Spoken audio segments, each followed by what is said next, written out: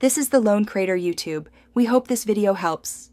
You start by ensuring Control Center is enabled in Settings, then you add the controls you use most. This saves time later. Once done, learn the gesture. On Face ID iPhones, swipe down from the top right. On Home button devices, swipe up from the bottom edge. Make sure your screen is unlocked if required. These first actions let you open Control Center instantly.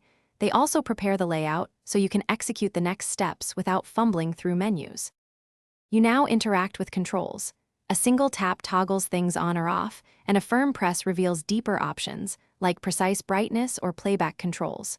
Once you long press the brightness tile, you can access night shift and true tone quickly. Similarly, hold the audio card to switch outputs.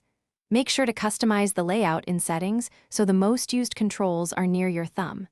This middle stage is where speed comes from. Adjust order and practice the long. You finish by closing Control Center the normal way, swipe up or tap the screen, and then test every control you added to confirm they work as expected.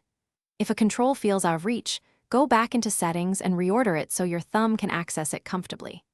If Control Center fails to open, make sure access within apps is enabled, try toggling the setting, and reboot the phone if needed.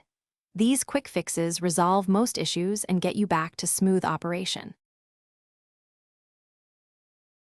Thanks for watching. Consider subscribing if we helped you.